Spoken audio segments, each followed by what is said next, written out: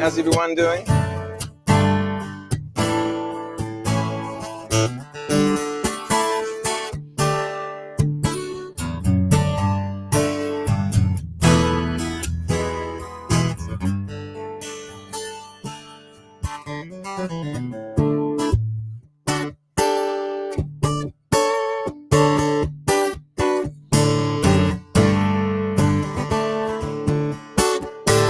Bit of a jam to start things off with.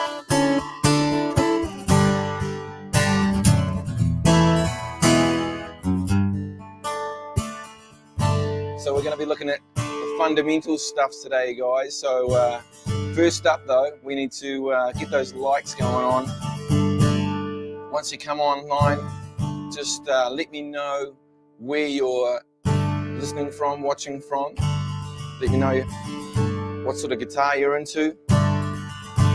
Acoustic, electric, you're into playing chords, fingerstyle, soloing, all that sort of stuff. Oh, let's start smashed, all that sort of good stuff. And just as you're joining us, I'll just do a little bit more stuff, because I need to get in the vibe too. 6 in the morning in New Zealand.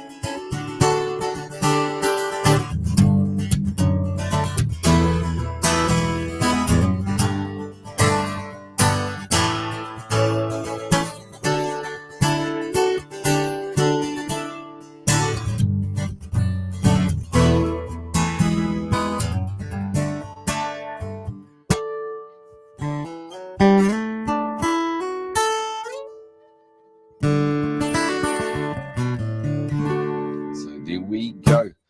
Paul, mate, how are you doing? Great to see you in there already. Now, Paul, I've already had some good yarns on Skype, by the way, on the guitar lessons. We've only had the one session, haven't we, Paul? Because you're already pretty proficient. And it's good to see you there, mate. Michael Olsen, happy Sunday morning. Thank you very much. Sunday morning where you are. It's Monday morning where I am. So, Pat Bradley, another one of my students. Good to see you there, buddy. You made it. Yeah, nice. Pat is an amazing animator and also songwriter. So we actually work together on songs together. Gary Julius, I'm here, brother. Youngstown, Ohio. That's so cool. Ohio is one of those places I need to go and visit. Been to a few places in the States, but not that many. Rosina Herbert. Hi, Mark. Hi, Rosina. How are you doing? It's great to see you guys starting to throw some stuff in the chat already. So today we're going to be looking at fundamentals. And so what are fundamentals? What that means to us as guitar players. What I like to see it as when I'm taking on students with my teaching clients, I have basically a fundamentals checklist in front of me. And I like to make sure that as we go, we tick off some of those fundamentals. And I'll show you a little bit later on what that looks like, because you can actually get the fundamentals list on my Patreon channel or on my YouTube, on my on my website. That's what it's called. Pat Bradley, can't recommend Mark enough for anyone thinking about getting awesomized. You're awesome, Pat. Been working with Pat probably 2 years, maybe 2 years. And the unique thing about Pat is that when we get together, we started off learning some guitar stuff. And then he started bringing songs to me saying, hey, what do you think about this song? What do you think we should do with it? And we would work on it together, and we'd both basically recraft songs that he'd already written. And now he's pretty much, you're kind of doing that all by yourself now, Pat. And to the point now where he's recording the whole lot, producing the whole lot himself as well, him and his brother. And they're awesome. Very, very cool. And June and the State, was it June Cleaver and the Steak Knives? I'm pretty sure is the name of his band, if you want to check it out on YouTube. Otherwise, he's a fantastic animator as well. So he does all his own music videos and breakdowns of his songs. So yeah, the fundamentals. We're going to have a look through what the fundamentals are, because as a teacher, I'm kind of trying to think in the back of my mind, how can I develop you as a guitar player to make sure that you've got lots of strength in different areas, or at least an understanding in every area? Because I don't know if you feel like this, guys, and let me know. You could smash the like by letting me know if this is you, or even say something in the comments. But what I find is that when people are doing, when people learn guitar, especially from YouTube, we tend to learn what we're excited about, which is really cool, which is important, but we forget sometimes, or we feel, I just feel like I'm lacking somewhere, and my confidence is really low because I don't know if all I've been doing is heavy metal, and I don't really know what the chord names are when they get kind of flashy, or I don't really know if I'm playing scales correctly, or if I'm playing enough of them, or I know there's some chords I can't play, like I don't want to play B flat, or I don't want to play B. I'd rather play something else, or that sort of stuff is very common for all of us guitar players because we're trying to look for a way out of doing that sort of thing. I'm just going to adjust the camera slightly, guys. Oh, there you go. Just get a bit. No, I don't have to go down a little bit. So yeah, fundamentals is really fundamental. It's what I would call, once you have all these fundamentals, you're basically progressing from being a sort of a beginner guitarist into the intermediate and then higher range category. Sort of, I kind of see guitarists not as three players, not beginner, intermediate, advanced. I kind of sort of see beginner, intermediate intertwined, and that might just be because when I work with people are quite quickly going into that.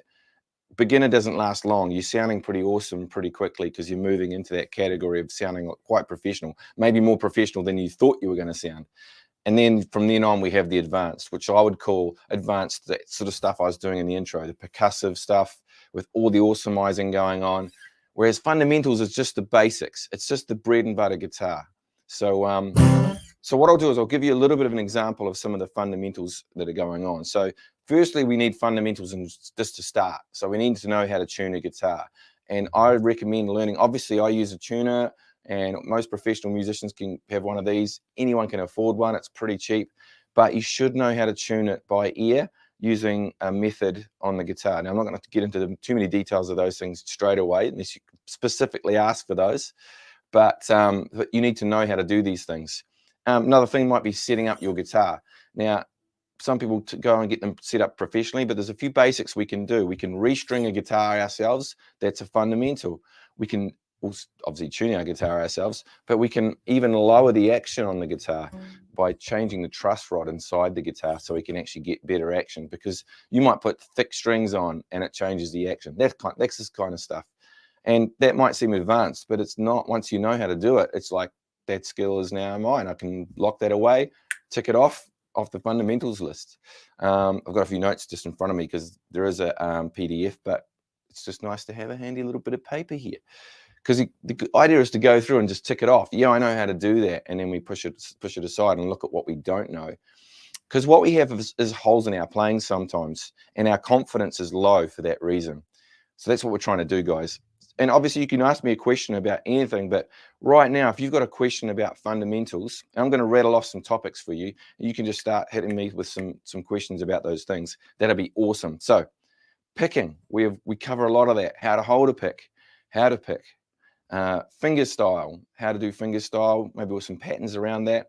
There's 2 or 3 main fingerstyle patterns I teach that everybody should know. And once you have them down, you can pretty much do any fingerstyle pattern. Main chords in the open position. So you should know all the chords, the main ones, major, minor, maybe some sevenths as well in this position. But basically you should be able to do pretty much every single chord of the main letters, right? I'm not worried about sharps and flats too much. So just your A's, B's, C, D's, and E's, F's, G's. That's probably most of them, to be honest. Don't go beyond F. H, leave H out. We'll do H when you're advanced. H minor is a real nice chord. Some people are going to be going, H minor, I don't know that. I need to get in touch with Mark. How do I play H minor? And then you want to learn bar chords as well. So the main bar chord shapes, the E shapes, the A shapes. If you don't know what that means, that's something you should probably find out about. We should also know the names of the notes so that we can nail those as well. Names of the notes mostly on the top 2 strings, okay? So I'd like you to know that the E string and the A string, that's all we need to know. There's a formula for the rest of that. We can figure out the rest. We want to play. I like to think of everyone should be able to have 3 ways of playing a chord. So if someone said, you need to play me what's a good one? Let's play me a D. Well, I know there's a D here, there's a D using the A shape there, and there's a D here. It's that kind of thing. So that kind of stuff needs to be instant, or it could be a minor version of that.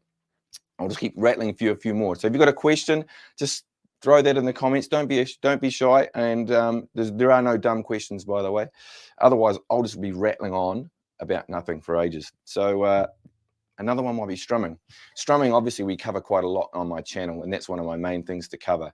But you need to be able to know basically the main 6 or 7 strums and how to apply them to songs. So that's really, really crucial. If you're missing a strumming pattern, often you'll never really play that song with the right feel. So I think you know what I mean with that. And then there's a few other extra bits, like you should know how to play a blues. I always stick with this one.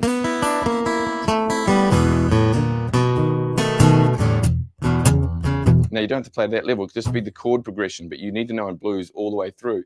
The beauty of that being, you can jam with anybody. You can just turn up and be able to, let's just play a blues in E, or let's play a blues in A, and away you go, and you can jam together. And no matter what your level is, everyone's going to have a good time, because if you're a black belt in blues, you can start doing some black belt stuff. If you're a white belt in blues, you can just start play out a white belt version and just be having honestly the same amount of fun. What else we got? Names of notes, we've covered that. Scales, obviously scales, you want to know just basically 1 or 2 scales in the pentatonic and 1 or 2 scales in the what I would call the full scales, so that you understand the whole, at least get a concept of playing whole scales. And then hammer-ons, pull-offs, slides, all that sort of stuff. So that's some of the sort of idea of what's in the fundamentals. I call it the fundamentals checklist. And there's a few extra things, and I go into more detail on those things. But each one of those things should be something you're bringing into your playing as your journey progresses. So when I'm working alongside other guitar clients, that's what we're trying to do. We're having fun. We're not just smashing this only. We're bringing elements of this into our playing, so that within a short period of time, this is how you should do it too, by the way, is that you're able to bring these things in. So you're learning your favorite songs, you're learning some cool stuff, and then you might just touch on one of these things you haven't quite got nailed yet, and so you add that in. Hope that makes sense. But that's just a basic general thing around the fundamentals, because if you have the fundamentals, your confidence is going to grow, because you're going to know that, okay, no, I've got everything done. It's like a checklist, right? You've got a checklist. Okay, did I do all these things? I've got to lock up the house. What are these 10 things I've got to do? I've got to make sure the windows are closed. I've got to make sure the curtains are drawn. I've got to make sure the oven's turned off, or whatever it is that you've got to have that makes you feel secure. And when you see that you've gone through the checklist, you've ticked it off, oh, I've got it sussed. That means you can then switch off from worrying about that and just carry on with the fun part, which is actually playing on this little bit of wood with the string sticking on it here. So hopefully that makes sense. I always say that. Hopefully that makes sense. Let me know if it doesn't, and if you have a question around that, because I might have explained myself too well. Patty, hi from Italy. That is pretty sweet. That is pretty sweet. Honestly, every time I see this, I'm still blown away that all these people from, we've got Ohio, we've got Italy, we've got different parts of the States. We've got England. Meldon, you're back, bro. Good to see you. Good to see you. Well, good for you to see me, because I technically can't see you, unless that's the side of your head, Meldon, in which case I can see you then. Ms. Campbell, home mark, Australia. So it's 4 a.m. Monday morning. Whoa, 4 a.m. I'll watch this later when I wake up for good. That's awesome, Ms. Campbell. You must really need some guitar playing going if you're waking up at 4. I need the fundamentals. Now, I need the fundamentals. Rosina, when I try strumming, we can't really hear the last string. Don't know the name when I'm going up. Why is that? Sorry, it's not very clear. So if you mean the last string, are you talking about this? Is that the last string, the top string, the big bassy string? And on the way up, when I try strumming, we can't really hear the last string. Don't know the name when I'm going up. Why is that? Sorry, it's not very clear. So I'm thinking that you're meaning with your up strums, right? So you're strumming, and your down strums, like let's say I'm strumming let's strum an E chord, and I'm strumming from top to bottom, and on my way up, I'm only maybe hitting a few strings. If that's the case, you're actually right on track, because you don't really need to hit all the strings when you strum. So this is a concept that a lot of people, and I fell for this too. I think, wow, I've got to be able to play all the strings all the time when I strum, right? So I have to be, and then A is every single string exactly right. But that's not actually real music. If I played you a song and did that, it would sound kind of weird.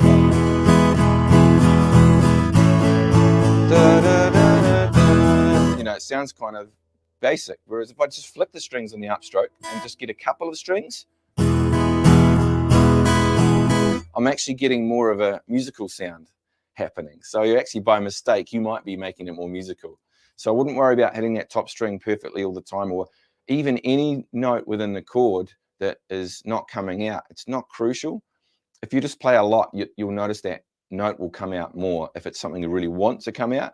But the other part is, do you really need that note to come out when you're playing, when you're strumming? Because you only need 3 notes to play a chord. You might not know this, guys, but if a chord's only made up of 3 notes in general, the basic ones. There's people out there that are theory-wise that'll go, well, technically, but really it's just a combination of those 3 notes. And when I say notes, I'm not talking about strings.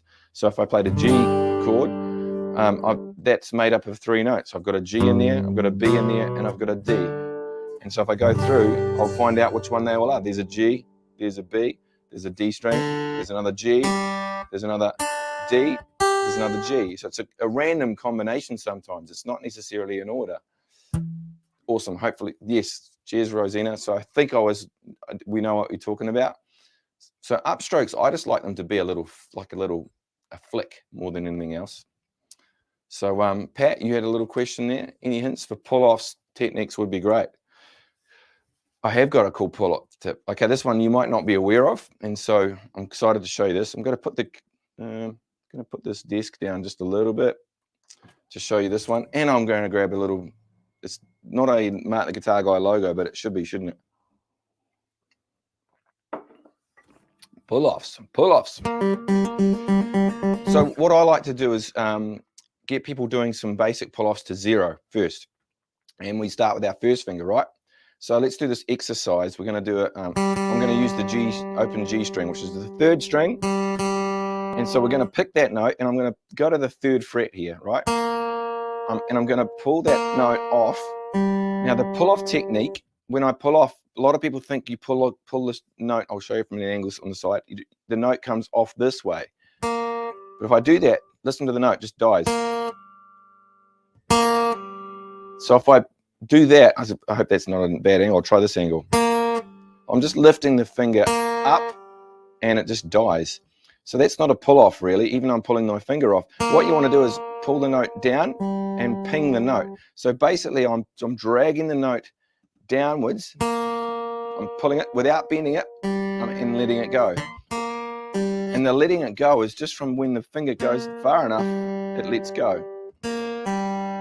And my finger naturally wants to go into the string below it. So it gets stuck, sort of caught just about by the string below it. And so that's the first finger doing a pull-off. And pull-offs are going to be down. So generally it's going to be a down pull-off. Now you can do the next finger. That's a bit harder. It's the next fret as well. So I'm going 3, pull off to 0. And then going 2. Oh, sorry, 4, meaning the fret 4. It's too early for me. And then the second finger pulling off to 0. And then the last one is the 3rd finger pulling off to 0. Now each one of those, so I'm playing the note straight and pulling down. That's the real crucial part. Now if I do it over and over, you got not very musical sounding, but I'm just going 3, 0, 4, 0, 5, 0. You might want to go 3, 4, 5, 4. Now the last one is the hardest, the little finger. It's going to sound awful in this key, but if I do the same thing, work my way up to the first finger, second finger, third finger, little finger, pulling off to 0 is very difficult. You'll find that's the hardest. So if you've never done a pull-off, stick with a couple of fingers first. One of the other tips I'll give you for the pull-offs, usually if I'm pulling off, especially if I'm going to my first finger, so let's say I'm going to pull off from the 5th fret, and it says pull off, and it goes to the 3 on the same string. What I'll actually do is I'll team it up with this guy. So often you'll see me team, like any good guitar player that I've watched, generally they will team these 2 fingers up together. So if I play so if I just do quite a bit of soloing here, and you watch this, these fingers will generally land together. Even though this is the note I'm playing, this one here jumps on the string below it, or the fret below it I should say, at the same time. They kind of work together. And the only time they don't is when they don't have to, when I'm doing a note like that, or I guess every other time it's pretty much together.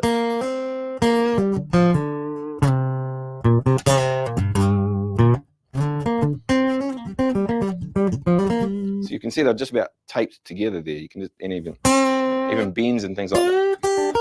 So it's kind of handy to have that there. So that second finger with it helps it out.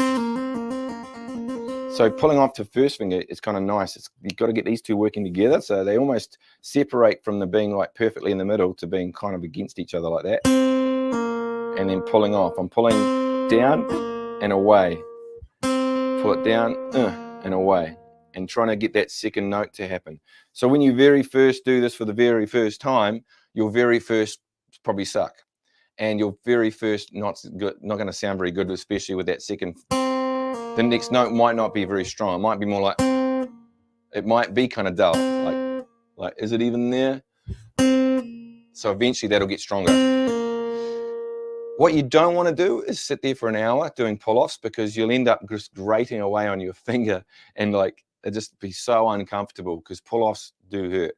But just incorporate them into your playing as much as you can, right? So if I'm playing some sort of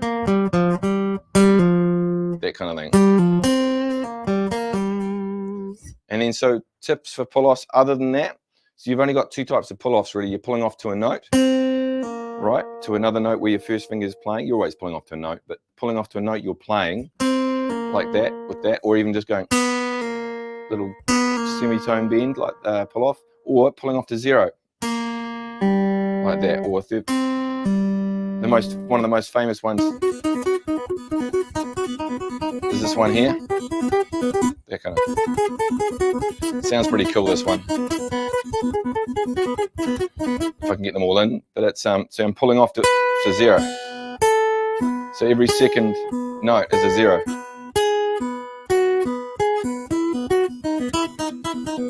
That's kind of cool sounding.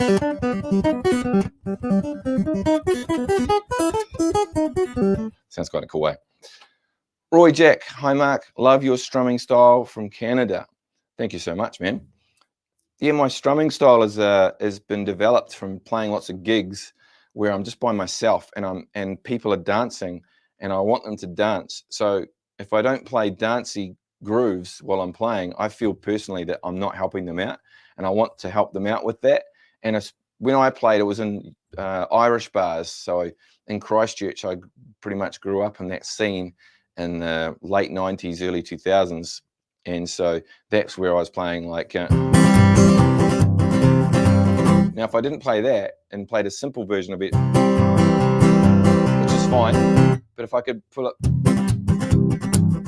a bit of thud in there, the stuff, and I figured out all these ways while I was playing to get that to sound kind of real dancey, which is, now that's good, but to me that sounds like, now I've got a boom, ticka, boom, ticka, boom. I've got like an upright bass player going on, because I'd be by myself a lot of the times usually on a Sunday night, and it might be kind of chill to start with, and then everyone's like wanting to go, you know, someone gets up and starts dancing, and then, uh-oh, looks like we're dancing. And so now I'm hammering the crap out of my guitar, trying to make all these sounds so that I can have basically a drummer, a bass player, and a guitar player all at the same time. So that's where my style comes from. And then I have to figure out how to teach it. That's the hard part. Jaffa, when strumming, is it best to get a variety or just strum all the strings as per chord? Still learning to play guitar using your YouTube only, or using YouTube only. Using your YouTube only is what I, Freudian slip there. Maybe you should just use my channel. So yes, that's a really good question, Jaffa. When you have, when you're strumming a chord, you don't need to strum all the strings. And we don't really realize this when we're learning, because we're trying to get all the strings to sound. Like I'm playing the C for the first time, and I've got like maybe this is the chord, and I've got like this dull note. You know, that sort of stuff. Because when you start, you just want a nice chord, right? And that's cool. When you get but once you get a nice chord and you're strumming, and you maybe I'm doing the rock strum, right? Down, down, up, up, down, which is a fundamental chord, strumming pattern, and the C chord, which is a fundamental chord to learn. I can strum it like that, right? With the down, down, up, down. My upstrokes, if you notice from the question earlier, my upstroke, I'm really only hitting 3 strings. And now that's not going to be every single time, it's going to be different, but I want that. I don't want it to be the same like a robot, because otherwise if I'll try and be like a robot.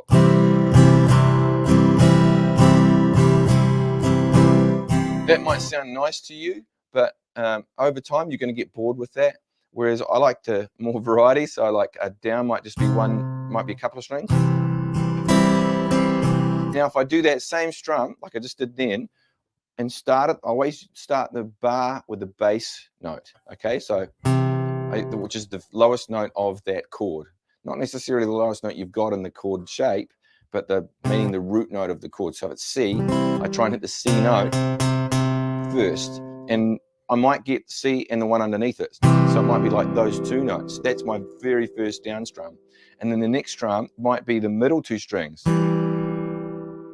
And then the next stroke is an upstroke. So I've got down, down, up. My upstroke, let's make it only the bottom 2 strings. So it sounds like this.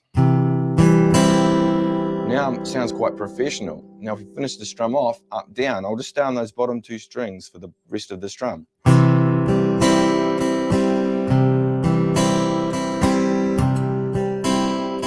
Now the next thing that happens is we notice our right hand doesn't need to strum like this anymore. We can just strum this very small tick-tock. So we go from learning like our tick-tock like this. This is a tick-tock here, this arm just does not stop, and we just bring it on for the strums we need, and here we go. We start like that, then we start bringing the strum in and focusing on separate parts of the chord. Usually this is because I'm holding the pick really well, right? This is part of the lessons. If you haven't seen that, go and check out the videos on how to hold a pick. And then I'm anchoring. I'm using a bit of the guitar, the wood of the guitar, to bounce off, to let me know where I am on the guitar, so I can easily pick a little amount. I'm not just guessing from like, whoa, I hope I get the right spot all the way from here. I'm just using the little finger to guide me in and land me on the strings I need to go to.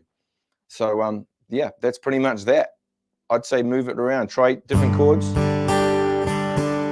and then you've got all these strings to play with. If it's only a D, you've only got 4 strings, so it might just be 1 string you end up playing when you strum that. But that's how I would be doing it. So good question. Try to make it so more musical that way.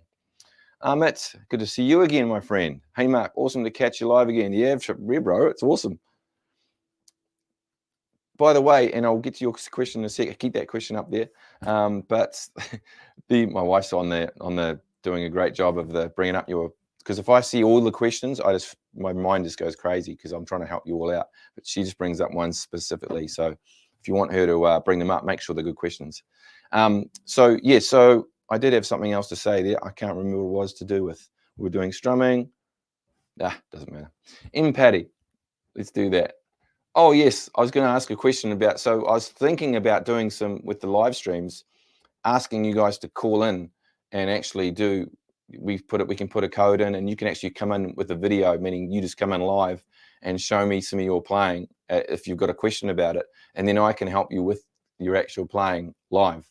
And obviously not you the whole way through, it'll be you coming on for like 2 minutes, you show me what we're doing, and then you go on and I show you, or we work on some stuff together, and then we let someone else come on. But let me know if that sounds cool.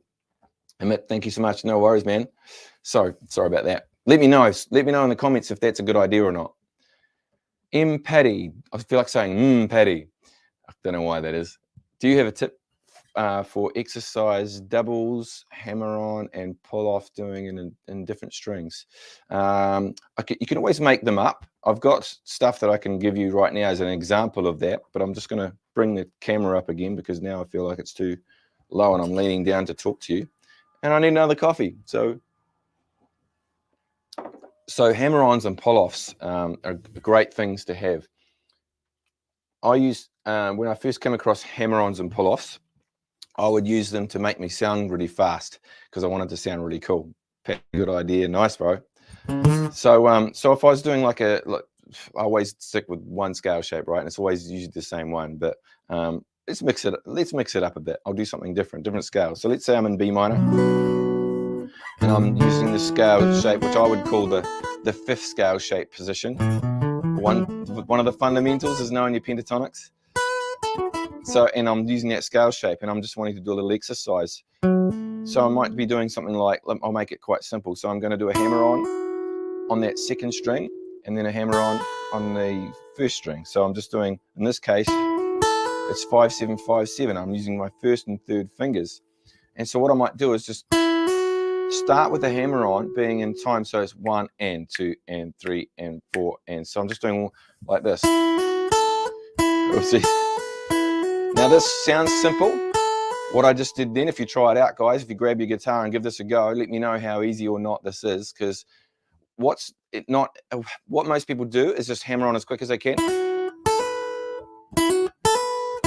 and get that kind of thing. But you'll notice when you listen, my timing is different. My timing is 1 and 2 and 3 and 4, and if I do it just a hammer on as quick as I can, it's not in time with the music.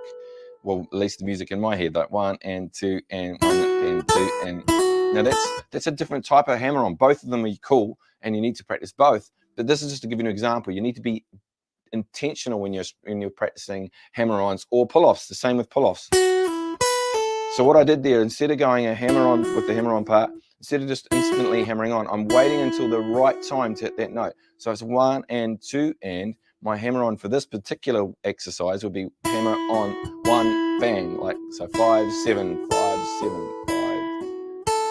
So I'm using the timing.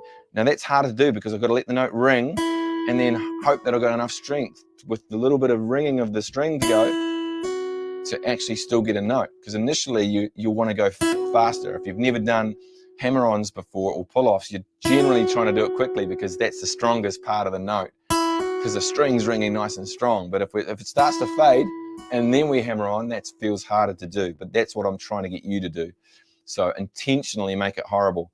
So you're going to go, now I'm just doing one after the other. I'm going, and I'm walking to the next string. So it's the second string, 5 7, next string, 5 7. Just like that.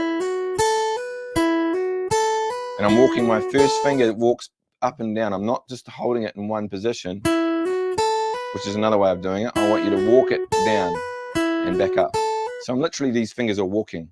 And then the opposite, where you might pull off. So you try and let that note ring long enough before you ping it off, instead of going. And then that's a good thing for your timing. So if you're playing a solo, this is good to do with backing tracks. So if you've got a backing track there, let's say that's the backing track, right? Just doing something in B minor. It might be like dun, dun.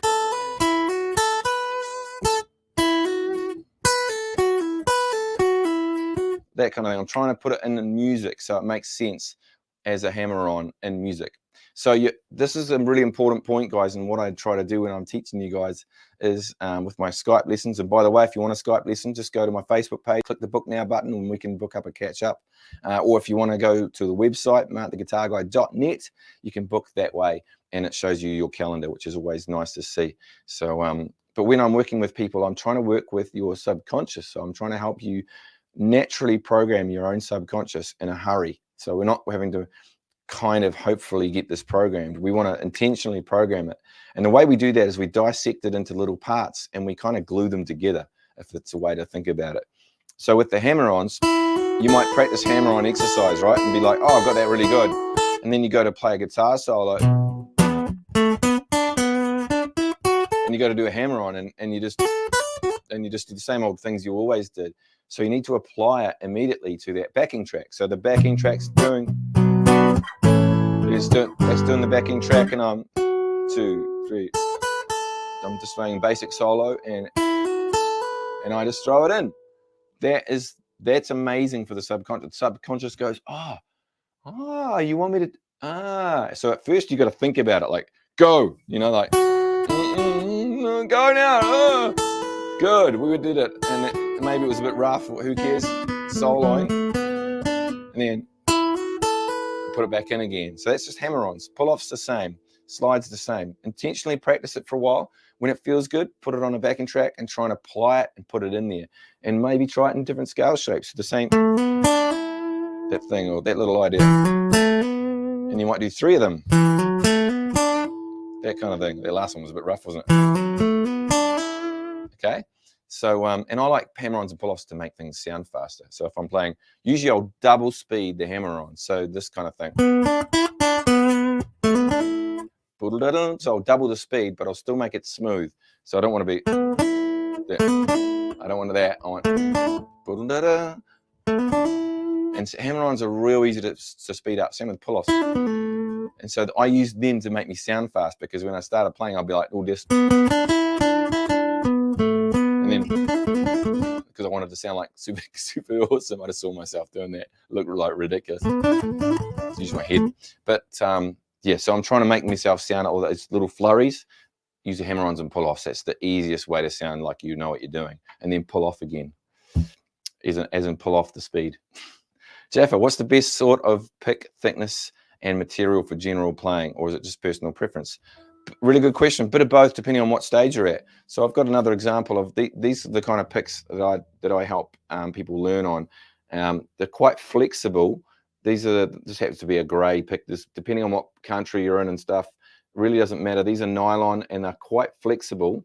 Oopsie, and they've got a matte finish, so not too slippery. And that's how I get people learning. So you can see how flexible that is. Like I can just roll that right round, and that's probably like a 0.46 or a 0.5 something, 0.66 or something like that. It's a good place to start if you're right at the beginning, or you're wanting to just get started again. And then you start to get to learn the technique, and it's not so horrible when you first play with it. The other part I like about these is that you've got this really nice grippy like area for your thumb and your first finger, and that helps a lot. And then we can progress into another thickness. So when you're buying your picks, I generally buy a couple of light ones, like one like this, and then I go up to maybe as much as like in 0.88 or something with a different type of material. This is plastic, but it's a shinier plastic, and it's got a little bit, it's not as much give. Like if I go to bend that, I can make it bend. I don't know if you can see that, but it's really pretty hard. And you want to progress to a harder pick, because it's like a sport. I like this analogy. If you're a car person, and I kind of am, if you're a car person, you want to drive like a cruisy, luxurious car, that's cool, but you won't feel the road very much. When it comes to driving a sports car, now the luxurious cruiser is this one here. It's just easy, it's chill, it's you just want to get from A to B and do the job. That's awesome. And I still use these, by the way, for recording, because they're really nice for like feathery stuff. It's really nice just to gently play some stuff, or maybe I'm doing something and I don't want it to get too like in the strings. But if I want a sports car, I go the harder pick, and then it tells me more stuff. Like it gives me more information. So if I'm playing quite fast, it's really not easier for me, at least, with a thinner pick that's more flexible. I want to know exactly when I pick that string, when I do it. I want it to tell me where it is on the guitar. I want it to tell me how much I'm holding that string, how deep in the string I am. It needs to give me information, like the way that the road tells the driver when they've got like a sports car with a manual, and the way the steering feels and everything. It's giving you information all the time about where you are on the road, how fast you're going into the corner, what the car's about to do next. This is kind of how I see these things. Even if I'm playing slow or pretty stuff, this is giving me a lot of information, and I'm able to do whatever. Like I can dynamically really do some cool stuff with a heavier pick. So I can do this kind of stuff. So I can pull out those little riffs and notes with a softer pick. You can still do it, but I've got to work harder to kind of get that going, and it's a little bit more clunky for me, at least. So hopefully that helps. But then it's just down to preference, man. I've played with some fantastic guitar players who've been playing like 30, 40 years that use these really thin picks. You know, I'll go up and they'll say, "Come, Mark, come play a song." They'll hand me their guitar and their pick, and I'm like, seriously? This is the pick? And I'm like, okay, well, if they did it, I should be able to do it. So hey, no, don't apologize for all your questions, guys. If you've got 30 questions, just fire them at me. If it's a bit like whoever's in the room, we get to hang out. It's how it works here. Also, sorry for the second question. I've had a hard time holding pick in place while strumming. It rotates. Very good question. And I have usually this is the problem with the students that this is going on with. And it's very normal, by the way. So you're going to get a movement regardless of who you are as a guitarist. But here's my pick, the problem that you probably have is your thumb. See, like if I poke that through, you can see my thumb, right? Now, if I pull my thumb back, it disappears. That is probably what you're doing. You're probably playing, but it probably looks fine on this side, right? It looks fine. Oh, I'm holding it in the right spot. Oh, come on, camera, this way. I'll do that. See, my thumb is not far enough through the pick. Now, because it's not far enough, what tends to happen is it rolls around the edge. I'm blowing that out with the light a bit there. It rolls around the edge of the thumb. See how it's moving? That's a bit like if you have your shoulders in jiu-jitsu, you want to pin the shoulders, for example, or wrestling, you need to pin the shoulders to the ground and then they can't move. Now, if one shoulder's up, then they're going to have all this movement and they can roll. But if both shoulders are against the wall, it's very secure. So, or you went to put your shoulders against the wall, you're very secure. So the same thing with the shoulder concept. Your thumb going right across is kind of like, here's the body of the pick, and I want both shoulders of the side of the pick to be securely inside that thumb. Now, you just have to go peekaboo with the thumb generally to get that happening, which means that you're not going to get as much movement there. Whereas here, that rolls right around the edge of my thumb. Now, that should sort it out. So just bring your pick higher up the thumb, and then that finger, use the side of the finger, hold it against it. Don't grip it hard. If you grip it hard, it will probably move more, weirdly. If you relax it, it will move still, but a different way. It'll just move backwards and forwards in the strings. Try that out and let me know how you go. And if anyone else has had that same problem, just give me a thumbs up or a like. And please remember to like and subscribe and hit the bell icon. That's the new thing you've got to do if you're not aware of that, so that you can actually get notified by YouTube that there's a new video out by Mark the Guitar Guy, which hopefully you guys enjoying. We've started to do some edited videos and get them dropped now, and we're still working on some more ones for you guys. So really enjoying that,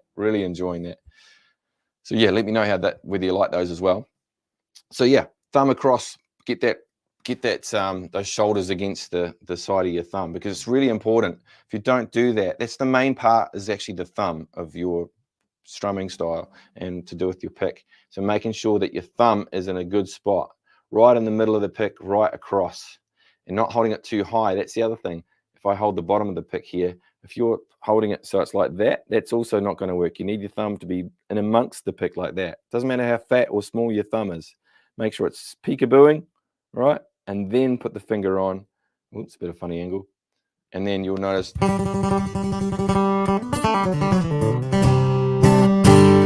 Hopefully that helps. I'm going to have a sip of coffee. Need another question.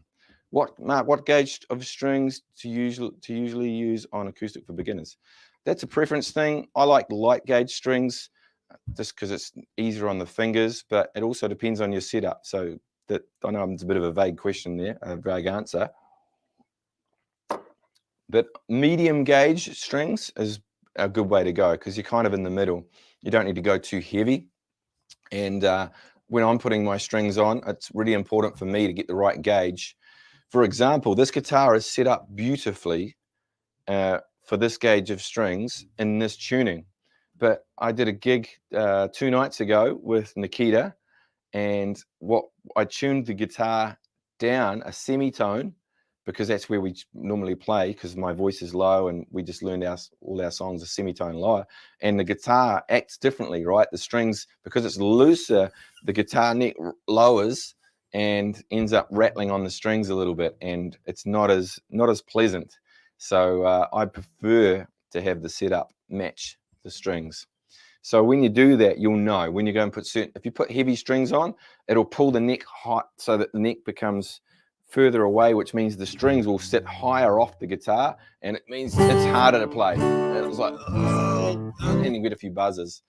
If you go too light, it'll go the other way potentially. So just make sure you do an adjustment on the neck as well, so that you get the guitar set up beautifully, or take it to someone that can. Probably the best way to do that. But just medium gauge, if you love medium gauge, just go with whatever you'll enjoy. So it's probably my best advice for that. Jeff, still a beginner.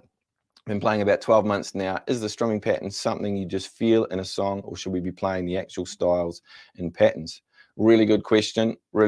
So So beginners, this is the thing with the fundamentals. If you get with the fundamentals, like your basic strumming patterns down, one of those strumming patterns will work really, really well with the song you have. I pretty much guarantee it'll pretty much cover all the possibilities.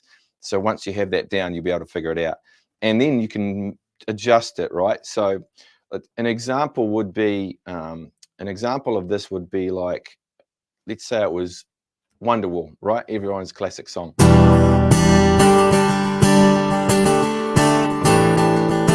With the capo and stuff, but it's kind of a funky strum, right? But if I've got a strum called, we call it the funky strum, I've got a strum. It's a strum that I teach to start with, and it would still work, even though this is the exact strum of the song.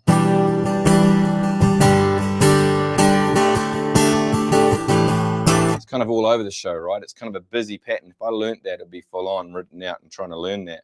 But when we learn the fundamentals, there's a strum that we already have that sounds pretty close to that, which is this funky strum: down, miss, down, down, up, down, down, down, up. There's a little down up in the air.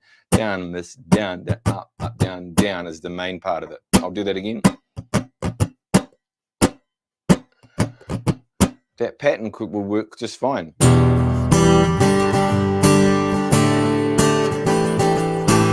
So you get the idea of, you get like close to it, and if you want to adjust it and make it exactly the same, you just add a few ups or downs where you think you need to get that sussed.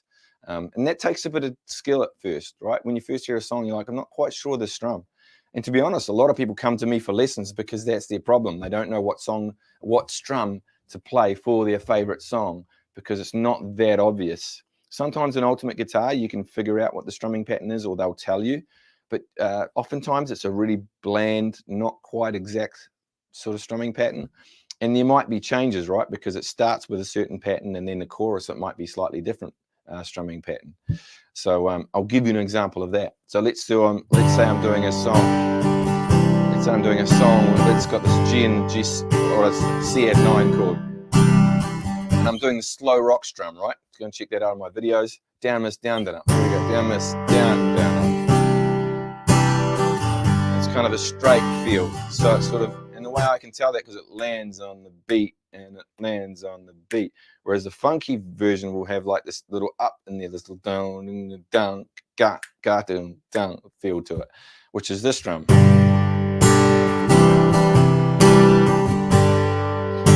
in the song, you can find the song might have a combination, right? So it might be this strum, the slow rock strum for the verse, nice and straight, and then the chorus, funky,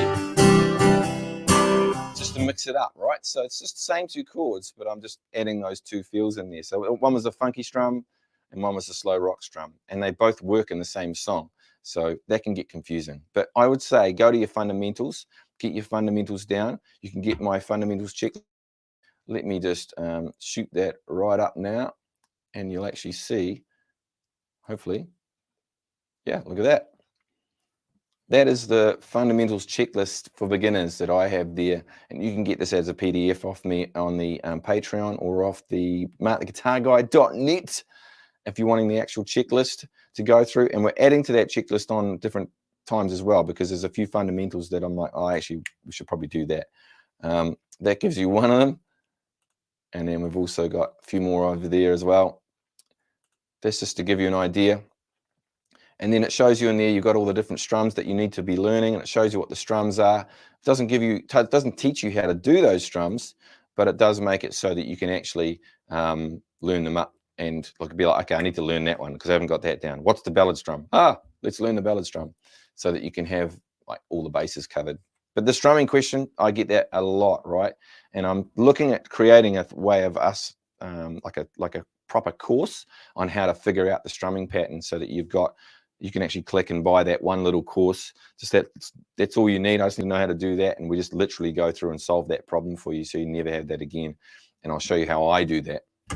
Any other questions, guys? By the way, smash that like button, hit the subscribe if you've never done that, if you've never seen my lessons before. Smart Creation, please play the fingerstyle techniques.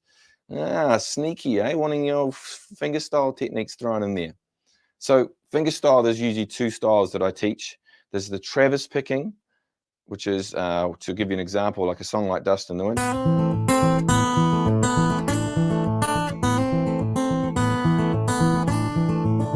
So I've got a little bit out of tune at the moment, but I'm messing around with my guitar. That's the Travis picking. It's kind of, if I slow it down, it's this the constant thumb idea. Just doing an A minor, just doing the thumb. This kind of thing here is really important for your fingerstyle, right? And it's like not only it playing the style and getting the style, like getting the notes in the right spot, getting that pattern down as a basic pattern. It's like, how do I do that? Why is my thumb sticking out like that? Why are my fingers tucked in like this? All this sort of stuff are these things you need to know. So we need to make sure, and we can go into those details, but I've done lots of lessons on that. Make sure you check out my fingerstyle lessons if you want to find out what I'm meaning by that, because your thumb needs to be ahead of the strings, my fingers need to be curled up and at the back. It's not just, a lot of people will learn that, but they'll learn it with this really high position. See my hands way up in the air? And that's not secure at all. There's not enough leverage there. If I bring my hand down, this is for contemporary style, not classical, thumb sticking way up in the front, it's almost like I'm hitching a ride, and I'm landing that on guitar, and my hands are lying on the strings. I find the right position, and then now I'm in the spot where I just lift a fraction. My wrist comes up a fraction, and I can do that all day long. It's nice and relaxed. So that's the fingerstyle stuff. The other one I would do is like basically like something like that, where you got this continuous pattern going on, or maybe something like a Wonderful Tonight pattern.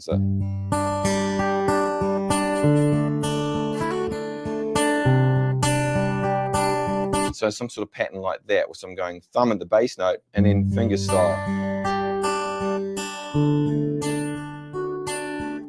That kind of thing. So that's probably the two songs, Dust in the Wind, Wonderful Tonight, might be good ones to learn, and that gets you started. But each strumming technique has a pattern that goes with it, right? So like that Travis picking that works for down, down, up, up, down, up, rock strum. That's rock strum. That Travis picking, which is the Dust in the Wind pattern, it works again for that.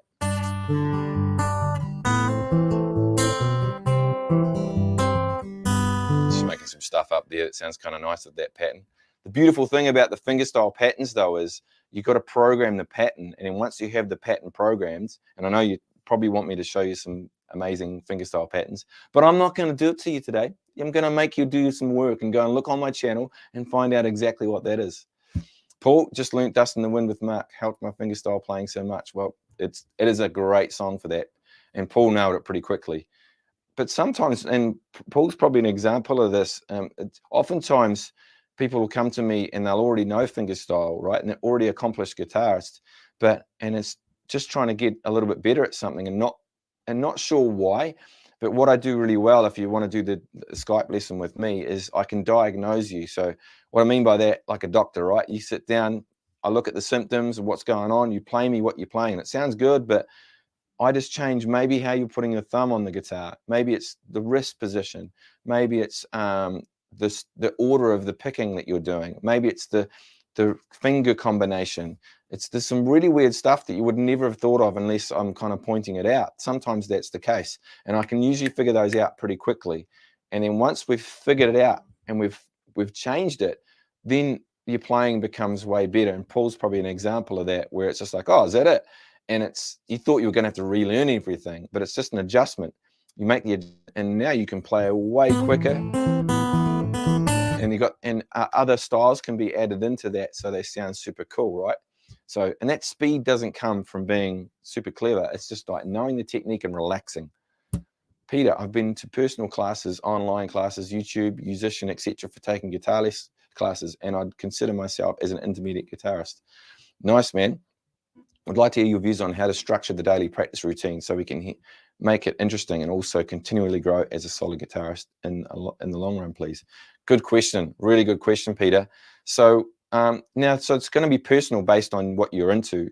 But firstly, well, we're talking about fundamentals today, right? So if I was your guitar teacher, I'd I'd be asking, can you show me this? Can you show me that? Show me this. Not like a, can you show me this? But like a, oh, can you show me that? Oh, cool. Can you show me this? Oh, and I'd be writing things down like, oh, just needs to know another way to play D minor. Let's work on our bar chord thumb position. And oh, let's work on our tick-tock for this strumming pattern. Needs to know this strumming pattern. Needs to know swing style, how to play swing patterns, meaning this kind of style. That kind of stuff. Might not know, knows pentatonic, but doesn't know full scale. So I write this stuff down so that we can check off the checklist as we're growing. So, but when it comes to you actually playing, so you're going to have part of that in so that you have all the fundamentals down. That's going to be important. But as we're going, we're not just doing that, right? Because guitar playing is music. And so when you're playing and you're doing a practice session, personally, I like to do it. If you look at an overall view, there's technique, right? There's knowledge, and there is actual songs or music. So those three things. And now if you're thinking of those three things, those are what we're working on. So you're going to learn this week, I'm going to learn one technique and get good at it. Let's say you're getting good at fingerstyle, right? That other question before. You're wanting to learn, so you're learning one fingerstyle pattern maybe. You'll learn a little bit of knowledge, meaning like, okay, so how do I use that pattern and for what songs? That might be an example. Might be totally separate. Might be like, I'm learning what a triad is. So I need to know what a triad is, and I'd like to learn that. It might not be you. This is not part of the fundamentals with the triads, but that might be something you're doing. And the other thing is I'm working on this new song, Sweet Child of Mine, you know, Every Rose Has Its Thorn, Wonderwall, Wagon Wheel, whatever, who cares? Whatever you love, you're working on a song that you love. So you've got those three things going. So you've got a technique, like someone mentioned Hammer-Ons and pull-offs. You've got, which is, that was Pat, we're talking about pull-offs. So we're learning a technique, we're learning a little bit of knowledge of the guitar, meaning how to apply it maybe, how to put there's so many questions that could be in that category. And then playing a song. Now that, one of those usually people are stuffing up on when they're doing their practice session. So I find some people that don't do the first two, but they'll play songs all the time. So they're constantly playing songs, which I think is probably the best thing you can do, is learn songs and learn solos and tabs and that sort of stuff. That's fantastic.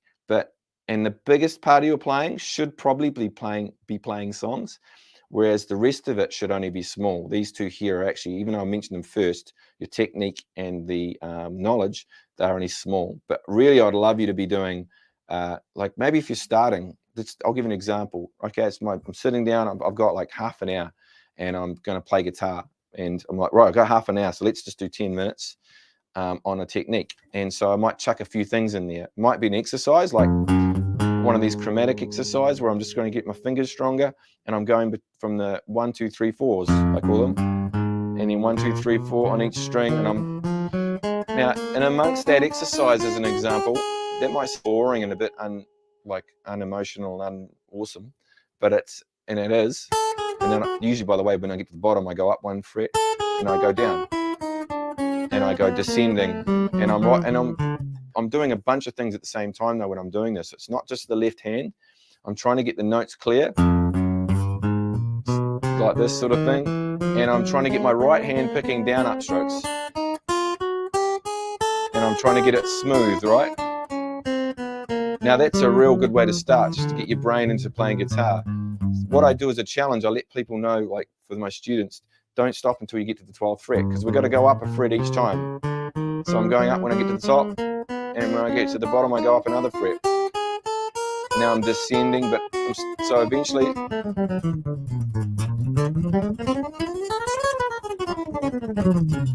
bit rough because I need to practice. But you keep going right to the 12th fret. Obviously not that fast, but you're just going to take your time. And when you hit that note right there, that button, that's it. The exercise is done, and that's my technical stuff done. Maybe you want to do a bit more of that sort of stuff. Maybe some scales. You might work over a scale shape. Let's say you've learnt this new scale shape, and okay, now I've got the scale shape. Now I'm going to try and muck around with it. Do some weird combinations of notes on each string and that sort of thing. You work out a little plan for you where you think you want to improve. And then I'd only do, like, if I had half an hour, I'd probably do 10 minutes, 5 minutes on each of those, meaning 5 minutes on an exercise, maybe 5 minutes on some knowledge stuff where I'm just wanting to learn about something. Might go on YouTube and learn about, like I said, triads, cage system. Might want to learn about something and then apply it as much as you can. And then, so I have 20 minutes left. I'm like, I'm just going to play some songs, man. I'm just going to play music, and you might just be strumming. And you might have a riff. And so you're working on the riff and the song together or something. Or you're working on a solo. So songs are the way we're going to make music, because that's why we're playing guitar. That's kind of an overview like way of looking at it. But if it came to actually giving you a program, it's more personal, right? When I'm working with guitar players, I go along on the journey with you. And if that sounds like something you want me to do is partner with you on your journey, then hey, just get in touch with me, marktheguitarguy.net, or just go onto my Facebook page, Mark the Guitar Guy, and click the book now button. And it's something like the guys that do really, really well in this is the other ones that basically week by week we catch up together and we walk through this process. And it's not a formula. Yeah, there's the fundamentals. That's part of a formula. And maybe if I'm teaching you scales, there's a little bit of a formula there because I've been doing it so long. But not really, because I'm looking at what you need the most, and we're feeling it out together. Like, oh, we probably need to go in this area. And then we go there together and we design it perfectly for you. So oftentimes it doesn't feel like I'm just giving you a program like a personal trainer. I can do that, but that's not exactly what I'm doing. It's more like we're going along together and I'm coaching you through on how to learn how to play guitar, as opposed to just giving you stuff to do. It's kind of like I'm showing you how to learn in a more quick way, hurried way, so that you don't have to muck around too long trying to figure it out. It's the best way to learn is when you're having fun and you didn't even realize that you've just learned and programmed something, and you're like, oh wow, I've got this. I don't remember the hard part, because it should be easy and fun to some extent, right? There's always hard work. That was a bit of a long-winded answer, but I'm just trying to kind of overall show you that you get to design your own program, but I'd just like you to think about those areas. So you're starting off with so there's some sort of technique you're learning. Once you've mastered the technique, move on, do something different. Next week, throw something else in the mix. Throw some new things you want to throw in there to add to your playing. And you'll progress really fast if you just stick to that. Because most people have only got like half an hour to maybe 2 hours in a week to play guitar, right? You got your job, you got your family, you got school, whatever's going on. If you're younger, you might have more time than that, but generally you've got to try and squeeze it in somewhere. So you might only get 15 minutes spots here and there, or you might just get one session a week where you just get to play guitar on a Sunday night. That's your only time. The kids are in bed and you've now got that hour and a half to yourself, you know, your partner's watching something else on television or something, or you're just deciding this is the time for you. So hopefully that is what you're after for that. Really enjoyed that. Hey, no worries, Jeffa. Didn't see the rest of that, sorry. Big bag of pus. Oh, yes. I just answered your YouTube question the other day. I remember that. My vibrato sucks on acoustic. Haven't really tried on electric. It seems like the key is pivoting motion, but it doesn't feel right when I do it. Yeah, so vibrato, there's two types of vibrato. There's up vibrato and down vibrato. Acoustic guitar is harder, right? The strings are heavier, they're thicker. So I'll give you some advice just to get you started and get your confidence going. So let's just say we're doing a vibrato on the third string, okay? So third string, down vibrato, by the way, for me, is the strongest vibrato all the time, unless you're using the bottom two strings. So what I mean by that, my vibrato, I'm bending the note down. So you hear that? Like a bend, and then bringing it back to its original position. Now I'm coming back to the original position. I'm not going beyond again on the other way. I'm not going down then up. I'm not going. That's weird. And if you do that in a hurry, it's just going to sound. It's going to sound weird. If you've probably heard that. But if I'm just pulling it down, I'm just basically like scratching the vibrato. I'm kind of feel like almost like I'm scratching. That's pretty much the way to think about it. And when I'm pivoting, it takes a while, guys. Don't worry. This sort of stuff does take a long time, these vibrato. I'm pulling the note down with all three fingers, and I'm letting it come back to its original position again. That's really what's going on. Now, most people, when they do vibrato, they're not doing enough. They're bending the note just a fraction and then coming back and then wondering why they can't get... It's like hardly anything happening.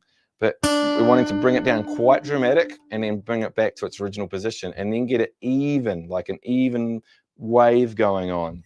because you don't want it to be like, it's going to be like weird. You want it to have it, just pick a cadence, 1, 2, 3, 4. Just do that to start with. It might sound weird at first. And then do first finger, same thing. A little harder because it's one finger by itself. Now the technique for that, there's some people like to go this way. They bring it and they pull it and they sort of leverage, use the lever system, meaning levering it against the side of the guitar, like pulling it that way. Or some people just use the scratch technique. I'm just scratching it, pulling it towards myself. So the pull technique downwards is the best way to do that. Now the next strings down, the next 2 strings, they're the only ones where you do up vibrato, because if you do down, it kind of falls off the guitar like that, right? So we need to do the exact same thing but push it up.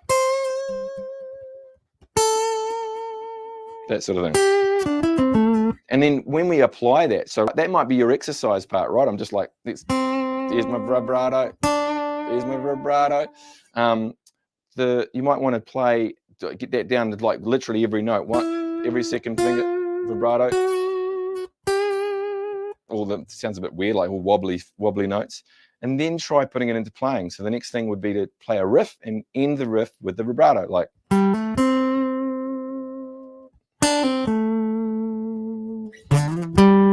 This was rough, wasn't it? So every time there's a note, there's a space for a vibrato, I just put it in. I don't really often let a note ring by itself. Like, I wouldn't do that. I'd always put the vibrato in those bits where I had to stop. And so you're wanting to throw it in as much as you possibly can. Like, it feels like it's too much, but that's really what you want to be doing, is constantly throwing that vibrato in. And yes, it hurts. My fingers are sore just from doing that vibrato right now. But remember, you got a down vibrato, so you get good at that, and then get good at up vibrato, because for those bottom 2 strings, and then the rest of the time you should be good to go. Thanks from Long Island, New York. Hey, cheers, man. Indian biker man. It's awesome. Graham Wells, hey, Mark. Thanks for continuing the videos. Always inspiring, informed, good vibes. Hey, cheers, guys. So, guys, we've done just over an hour, so it's probably time to wrap this up. I need to get another coffee in me because it is Monday morning. Peter, thanks a lot, Mark. Super useful insights on structuring the practice routine. Hey, thank you. Thank you, bro. Hopefully that helps. And once again, I'll be here every week, so just clock in and let me know. Otherwise, book a lesson with me. A couple of guys have started doing that recently as well. I had a couple of new students this week. So I love that. I love meeting new guys and girls and helping you out with your guitar playing, and to get over that weird barrier of, oh, that's Mark from YouTube. You can just be like, oh, it's my guitar teacher. No big deal. So anyway, guys, if you want to check out my Patreon, that's where my bonus videos are. Like whenever there's a video comes out, usually there's a bonus video attached, and we chuck that on the Patreon. That means you get all the extra info. There's a bunch of extra stuff that goes in there. There's a bit more collaboration happening in there at the moment. So if you're wanting to be part of that community, and it really does help us out, because we're trying to grow the channel. We want to do this full time. We want to be banging out videos all the time. Make sure you like and subscribe and hit the bell button, the bell icon, so that you can be reminded of the videos coming up. And it really does help us out to build the channel with the algorithms that YouTube likes to use. So, and if you're liking and commenting and all that good stuff, then YouTube likes that and then pushes it out to other people, so we can really grow this channel and make sure that it's solid, and we're giving you guys all the advice you need. So hopefully that helps. Pat Bradley, thank you, bro, and it's good to see you on the chat. And I'll see you this next week. I'll see you, Pat. Amit, thank you, Mark, and Nikita. Keep rocking. Oh, awesome. Cheers, bro. All right, we're going to wrap this one up. Hey, guys, thank you so much. Looking forward to seeing you next week, and keep a lookout for the next video that's going to drop. So make sure you like and subscribe so you can see that. We've got another really exciting one coming up with the mixing riffs and licks video that you guys have been crazily going after for so long. Like, come on, do that video. So enjoy. See you later, guys.